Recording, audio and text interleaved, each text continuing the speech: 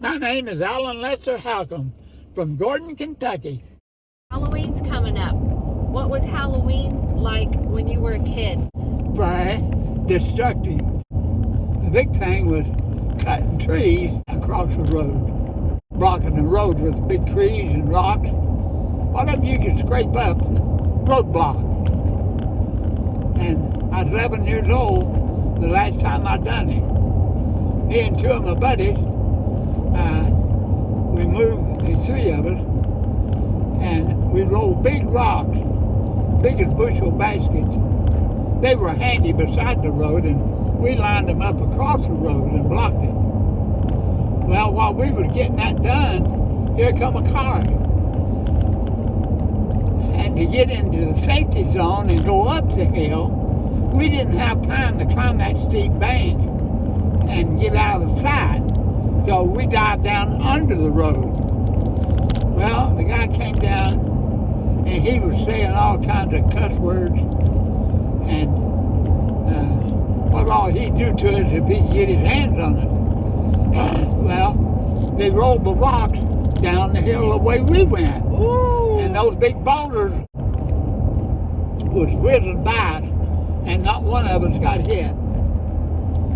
That was a scary, that was the last time I done anything on Halloween. Turning people's outhouses over was a big thing. Who were the buddies with you rolling rocks? They were Heltons, a couple of Helton boys, my age. Mom didn't know I was doing all this stuff. She'd have wore me out. Well, good for her. Did you go trick or treat ever? Never.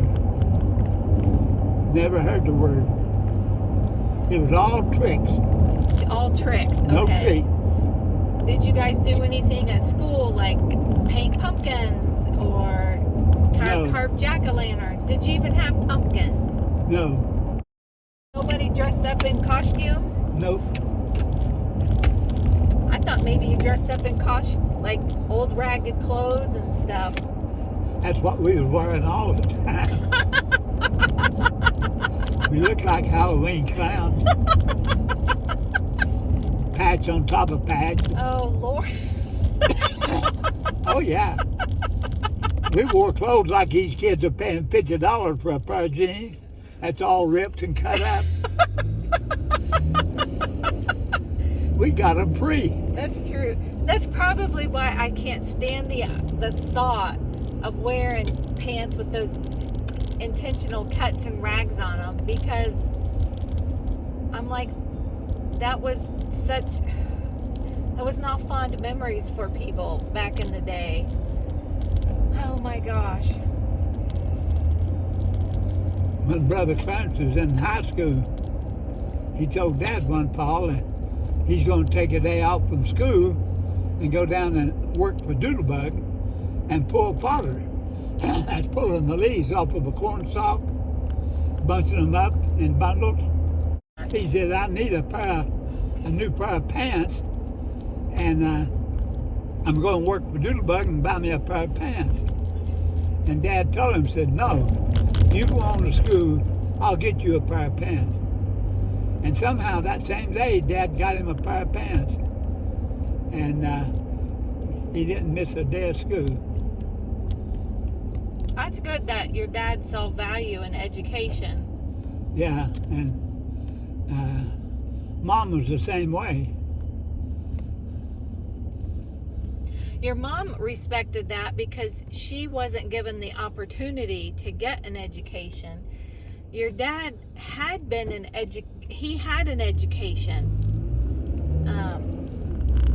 He knew what, like, going to a college program, what he knew about those options. But he just kept staying around there in those hollers. I always wondered why, especially after he lost the house on that co-signing loan that went bad, and they had to build a log cabin in that. I know he had lost his sight in one eye when he was young. never really understood why it wasn't decided we have to go somewhere and find some work. And they just kept staying there. Yeah. Do you think that maybe your dad had hopes that he would do enough fur trading, and he had several boys born first, that they would be able to help generate some more money and he could get back on his feet in a better living condition? Yeah, he taught Lawrence, Clarence, and Wilmer how to trap, hunt, and trap. They'd hunt for meat to eat. Yeah. There wasn't no turkeys, there wasn't no deer, there wasn't no bear. It's just squirrels and rabbits. Yeah. Groundhogs. Yeah. The fox, by then, the fox were getting Scarce. Yeah, scarce. That's a good word for it. Yeah. Bobcats paid good money. They had a few bobcats. We got by the skin of our teeth. When your dad died, how old was everybody and where were they at? There was Lawrence, is the oldest. He was in the Air Force. He was out in California. Didn't get approval. He didn't get to come home. Where was Clarence? With your dad, right? Yeah. Yeah, Clarence. He dropped out of college at Caney. Yeah, Caney College. And spent right about 40 days, almost the whole time Dad was in the hospital. Clarence was out there every day. Was Warren still home? By this time, Warren was gone. He was with the Merchant Marines? Yeah. Okay. And then Wilmer, he was there to help. He was in high school? Yeah. Okay. Wilmer and Ross Okay. were the two big workers. Yeah. And then Harry and Wallace grew up right behind them. When they went to war, Wallace and Harry had to take their job. Yes. Do all the farming. Yeah. Whatever. And then there was Eva. She was a little girl. How old were you when your dad died? 4.5. Who was after you? Sam's the last. Yeah. How old was Sam? Just 6 months old or so. Well, she was a baby in your mom's arm. Yeah. A house full of chaos. No money to buy food, clothes. There wasn't Social Security. There wasn't Medicaid. There wasn't Nothing but hard times. no food stamps. There was nothing. You couldn't. Everybody in the area was poor. It wasn't like the church was gonna give you. There was nothing. Her family was scattered. She had grown up. When she was young, she was a young girl. She was an orphan, and her family was farmed out to different families. Your mom's life sucked. It was Because how she got it back on its feet, your brother had saved up money from Merchant Marines, sent her home a nice chunk of money. $1,400. That was beyond a blessing. And your mom, but it was hard labor then, because your mom got the hog, she got the house, she got the hog business going. Yeah. Isn't that amazing? Yeah. My mother was a genius. Your mom just kept biting off hard labor. Yeah. Oh my gosh. Yeah. And pulled it off pretty good. She did. Because she had very traumatic things happen to her in her life, that even today, with resources and stuff to help people, they use as excuses why they cannot do things. And your mom had no choice but to suck it up and turn around the next day and try. Mind-boggling. It is. Mind-boggling. It's my mother was my best teacher ever Yeah. in all of my education. Yeah. She was the best. And she did not spare the rod. It says right in the Bible, Yeah. spare the rod and spoil a child. I know one of the early stories that we recorded and shared was the last beating that your mom gave you. Yeah. And you acknowledged you deserved it. I deserved Woo. it. Passed out. I didn't know nothing. That's a Oh. whooping when you pass out. Okay, well, we've got Lester back home. We got stories today. Yes, I've had a fantastic day. Went to the doctor. Doctor was very disappointed with me. He couldn't find nothing wrong. So I'm up for 6 months and go back and get checked out again. No linkage again. Walk up and down the steps, open and close the doors, walk through the house, right upstairs. Yeah. And I told her, I said, that's probably about a 14-year-old boy. But you said you didn't believe or hear Clyde. I know. The grandkids can probably remember Mom saying, that's Clyde. There wouldn't be nobody upstairs and there would be creaking floorboards. Yeah. I was like, I just don't want anything to bother me. Just leave me alone. I don't remember being haunted or scared or nothing. But I do remember being like, who opened or closed that door? And Mom would just say, that's Clyde. There would be nobody else around to do it. Did your mom ever talk about haints or spirits or ghosts?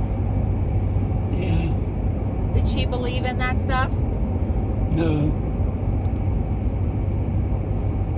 And your Grandpa AJ, well, he could tell you some ghost stories and raise a hair on your head. Yes, and Grandma would like reshare them. She would just be, I'm not afraid of haints, Haints, but I'm not going to disturb them. I just don't want any of that. And she would just remind me, you have nothing to fear. If you're a good person, you're not going to be bothered by anything like that. But boy, AJ, he had quite a few encounters when he was in his bootlegging youth, card playing. And he told me when he was growing up, he was the best shot around anywhere. And they'd have shooting matches. And he got so good, they banned him from all the shooting matches. Wouldn't let him shoot no more. Oh my. No, you ain't shooting. Because there's nobody here that can beat you.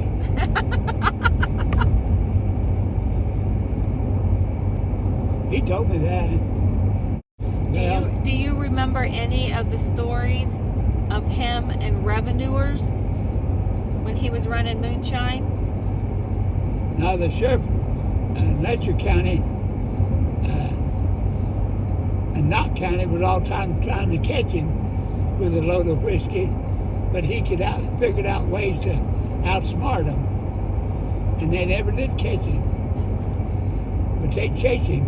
Yeah. He'd go into Virginia and get the whiskey. Of course, ride a horse all day to get there and stay all night and ride back with the whiskey the next day. Yeah.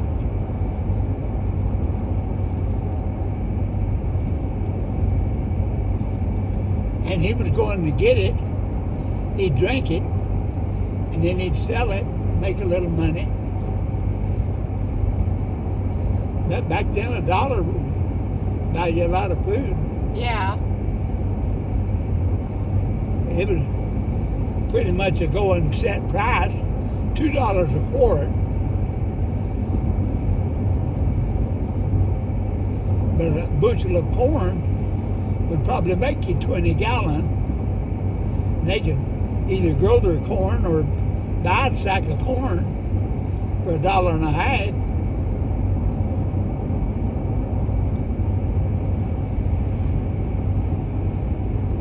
It was hard work, I tell you that. To making moonshine. Yeah. And it got its name moonshine because they only cooked it and made it during the night. So the government people couldn't see where the seals are. And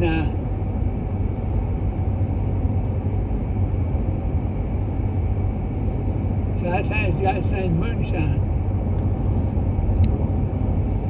They really liked a good moonlight night. They could have, see a little bit. Yeah. Did Andy ever tell you where he had his still at? No. He was more in buying and selling than making. Right. It was around whenever his first daughter that had been born, when she died, whenever he changed his life.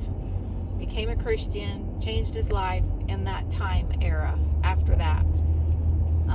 But whenever Mom was a young girl and they ended up, she was about 4, they moved to the holler. 3. And they were, in that era, they were unbelievably poor because he couldn't do any work in the mines. And because he couldn't do that, and they couldn't have like a house that they could rent, that Grandma could have boarders for extra money, do their laundry, give them a bed to sleep on round the clock, coming and going. They were just beyond, they were right on the edge of being destitute. Yeah. That was... Well, on my Molene's second date, the first date was on a Saturday evening, and then she wanted to know if I could take her and her mom and dad and Margie over into Knott County and see her grandma and grandpa the next Saturday. Yeah. Well, I got there around 11 o'clock and said, be here about 12. I got there at 11 and came up a big thunderstorm. And so it poured. It rained so hard, I had to get up. Me and Molene was sitting on the couch. We had to get up about 5 times and move that couch to get out of the rain. Just as soon as your grandma knew what she had to do, she went in the kitchen and came out with buckets and pans and set them here and here. She'd done it so much, she knew where to set that bucket and nothing dripping down. They just poured down into them buckets. Well, no roof on the house. That's how poor they were. Yeah. And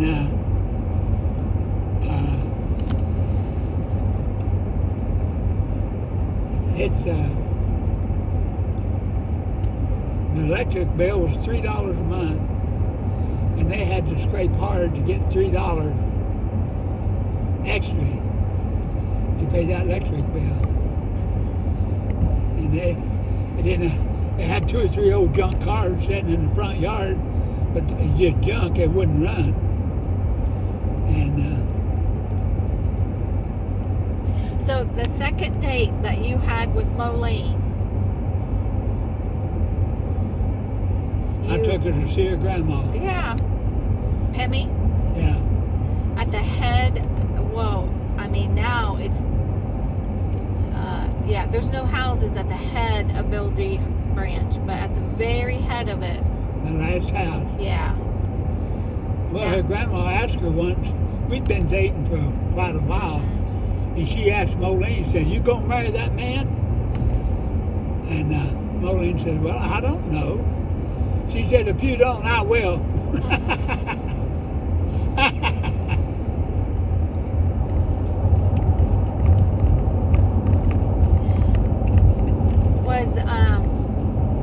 So whenever the second date, you were going to go visit Tootie's family, where Pemmy lived.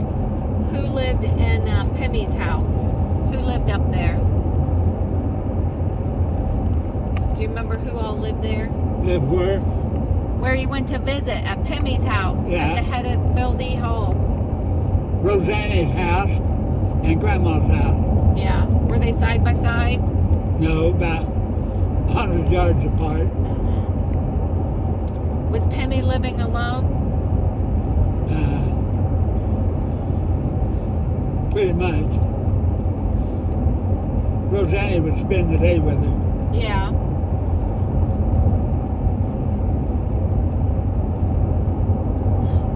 When you guys got married, was Rosanna's husband still alive? Yeah, Jack. yeah. He had a hernia, and and it came down one day and got twisted and started hurting. They tried to get him. He got him to the hospital in Hyman, and he got him on the operating table, and he died before they could operate.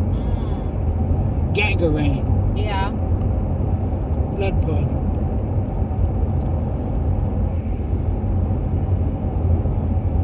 That was the hardest working man I ever knew in my life. He was? Yeah. Oh. What kind of work did he do? Just farm Work? Well, at the head of that holler, and that's like where the cemetery is, that would be very hard. Hard, like rocky. Oh my gosh. I can't, whenever I'm around there, I just can't imagine the hard labor that my grandparents and their parents and siblings did to raise corn on those hillsides.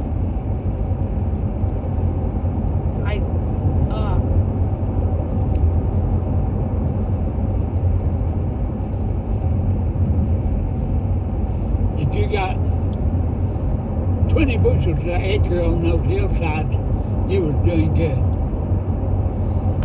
See, the thing was, they'd used it for so many years, it was just absolutely, the dirt was wore out. It had nothing left to give. And Mom figured that out after Dad died. She had a 4-acre field made right in the woods. They cut all the trees down, plowed it, planted it, and they used it 4 seasons. And after we moved out of the holler, that was the last year to use it. They just grew back up into poplar trees. And it's probably got poplar trees big enough to cut some boards out of. All those old fields.